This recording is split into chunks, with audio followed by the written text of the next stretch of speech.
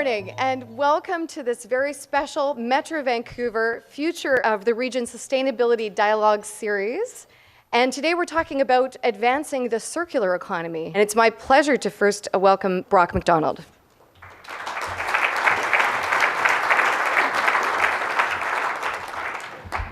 Thanks, Vanessa.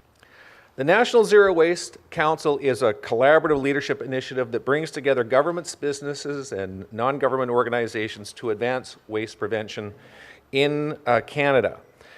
The Council advocates for enhanced government policy and other innovative approaches to encourage manufacturers and retailers to make product and packaging change designs.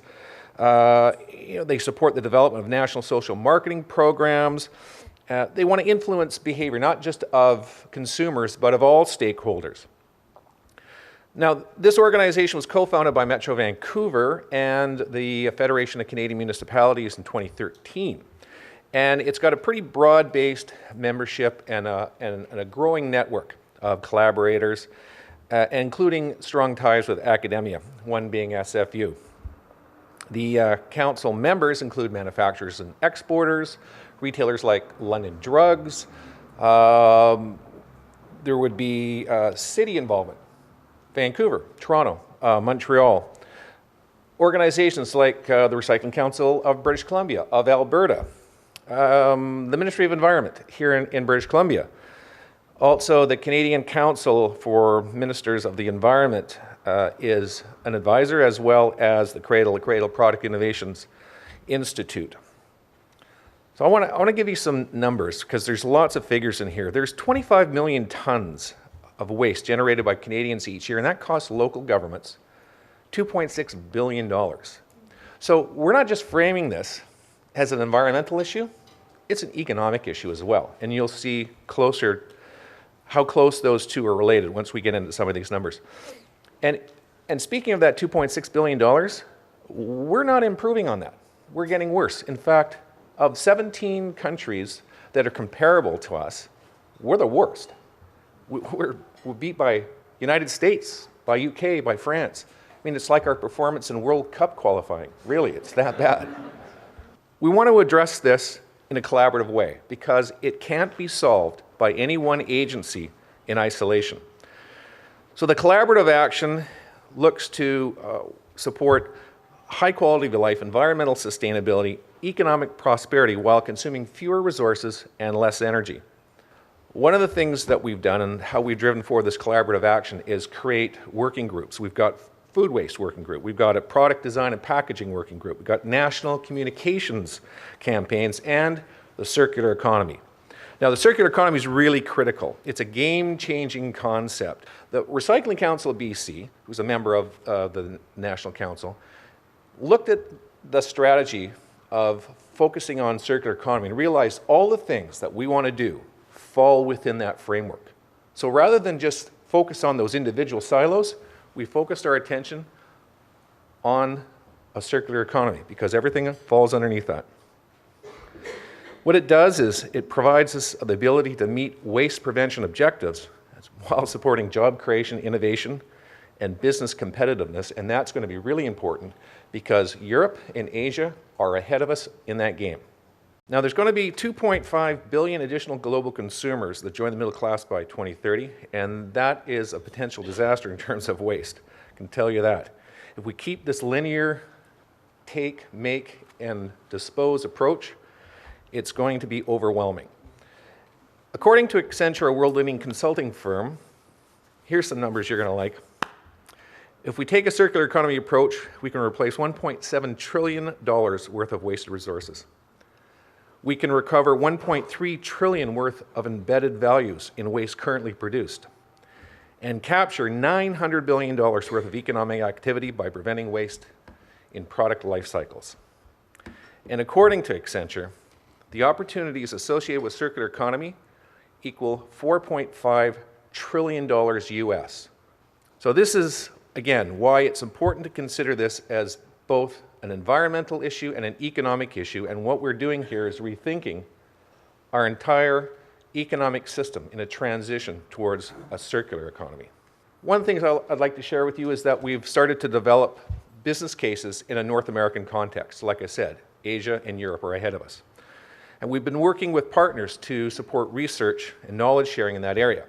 For example, Lisa Papania, who is a lecturer here at SFU's BD School of Business, has been working with students last summer to profile textile-specific examples of the circular economy. In April, we hosted in collaboration with the Conference Board of Canada a webinar on innovation in circular economy. And we had our first roundtable here in British Columbia on the circular economy, where businesses were asked to talk about what experiences they've had with circular economy, what challenges they face, and what opportunities they see in advancing the circular economy. So I just want to wrap it up here just to say that this is really a systems thinking approach. And what we're doing here is we're focusing on the possibilities of economic development rather than focusing on environmental sustainability. Although the two, as I said earlier, fall into place under this, because it's not just sustainable economically, it is also environmentally. So thank you very much. I look forward to engaging with you on some discussions about this today. Thanks for your time.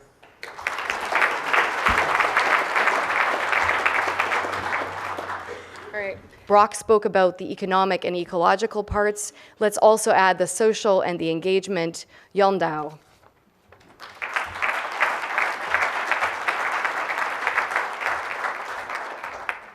Thank you very much. Yeah, we'd like to stir up the system a bit, if you don't mind. So what SummerLab actually does is try to trigger people again, because we like to be triggered by people, by scientists, by rock musicians, by sports people. We like to watch television. We like to listen to a good song. And also we like to listen to innovators, because innovators and scientists are a bit off-key, as we call it in music. They're a bit hard to understand sometimes because they have their own story. And some physicians, some doctors would say a bit autist. That's a bit true as well. But it's so nice, it's so curious making to talk with people like scientists and innovators, people who are stuck in big companies but have a unique product, whether it's Unilever in Holland, for instance, which is a big company. They rely on 2 billion sales per day, 7 times a week, 14 billion sales movements per week. Big company that's stuck in its own system because they're used to do things like they used to do. So they do that all the time, days and years and years and years. And what we actually like to do with SummerLab is try to stir it up a bit, like look at it to another way, because so many companies, so many schools, so many institutions are stuck behind fences. And we often tend to call people like, come to me, come to us, because we have a nice thing to listen to or to watch or to share with you. But audiences don't like to go to buildings behind fences. So what we actually say with SummerLab is we're done with fences, although we rely to systems, of course, but we go to places where a lot of people come. So we go to places behind fences, festivals. We go to places like events where kids come, families come, and we like to talk about weird things for the future. And they're not so weird at all, because this thing over here was a box about 5 years ago, and now they call it an iPad. And you can phone with it sometimes, some people can. Well, you can televise with it, you can talk to it, you can read books, etc., etc. So it's incredible what's actually happening surrounding us. And we try to surprise people with stories by unique people. And how does it look like, SummerLab? Let's have a look at the pictures. I took just 3 pictures, and one of them is this one. The main thing about SummerLab is the hinge, the joint. It was designed by a student, 21 years old. We asked the students of the Technical University of Eindhoven to draw the design of SummerLab 2014 and 15. And the student came up with the idea of folding houses. It's very sustainable, because if you fold 6 houses on a row, you can transport them in one deep loader, instead of building a house and you have to put one house on one deep loader. So you need at least 6 deep loaders for transporting 6 houses. In this case, we need 1 deep loader for 6 foldable houses. And how does it look like in real? This is what it is. So this is a foldable house, unfolded, sort of unfolded by the big machine. And we put several houses together, and then it's an exposition room on a festival ground where people like to come because they ask, what's this? And we say, well, it's been designed by a 21-year-old student. It's completely used by waste, yeah, but valuable waste. If you make waste valuable, it's no waste anymore because it's valuable. Then we call it money. So we made a house, a foldable house. And then in the end situation in Rotterdam, at the World Harbor Days, it looks like this. So it started with talks to students at the University of Eindhoven. And we're planning to go to at least 8 festivals this year in Holland. In the small house on the right side, we'll talk about augmented reality, a wonderful technique, really wonderful technique. We talk about POO and P. What's the use of POO and P? What's the use of energy on a different scale? Transportation of energy through light. Lots of things to say. It's all about sharing, and it's all about talking to people instead of pushing systems through their mouths. It's much more about talking and sharing. So this is Summerlin. Thank you very much.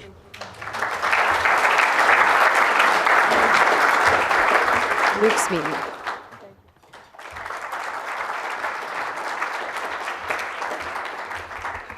So, as Vanessa had said, I've spent a lot of my career focusing on sustainability in the built environment. And while some focus of that has been on the technology, the solutions behind creating more sustainable buildings, a big part of it has been trying to demystify some of these common terms. The buzzwords, if you like, sustainability, energy efficiency, the buzzword of green buildings. So in some sense, I'm a professional buzzkill. One of the key things here is trying to bring all these concepts, these ideas, back to people. What do they actually mean in a day-to-day environment?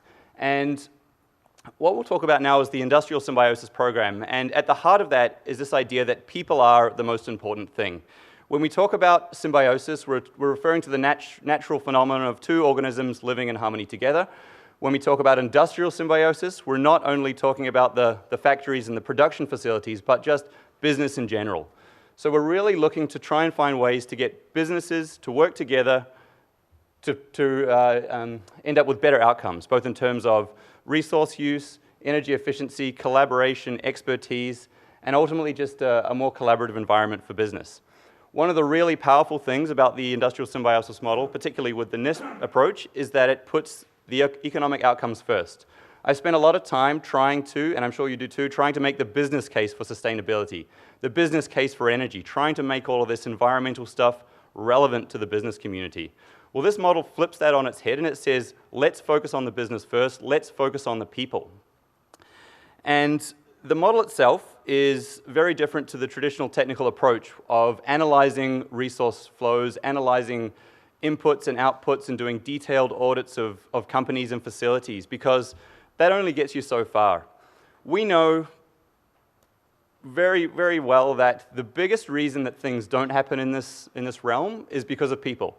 People are the roadblocks. It's the personalities, the egos, the mentality of just working in silos or only focusing on what's useful for them. And it's interesting thinking about the circular economy, the sharing economy, and even the concept of sharing, in that we're all raised to learn that sharing is a good thing. We should cooperate, we should collaborate.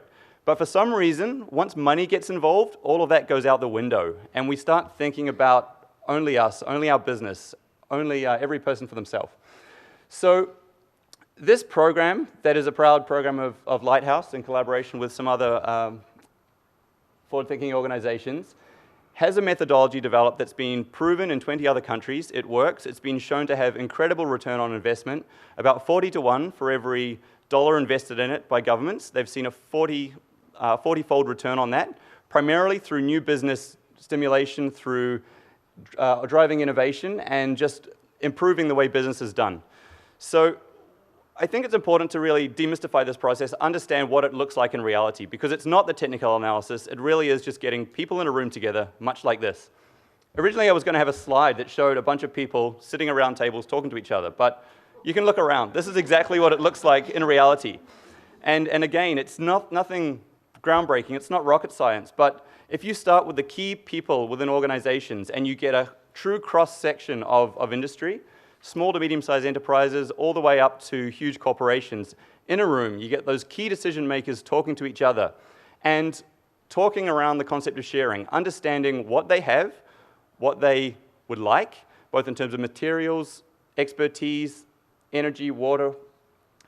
The results can be staggering. And there's been some amazing numbers come out from the UK. This program was initiated in the UK and has since been rolled out to a number of other countries across the world. And we're really ready and pumped up to roll this thing out across Canada. So this was officially launched last year in 2014, and we've been laying the groundwork. And we're really poised now to see it roll out. And we're super excited to be here talking about this. And yeah, we're pleased to see you all in the room. So I look forward to the discussion. And yeah, thanks, Vanessa. Thank you.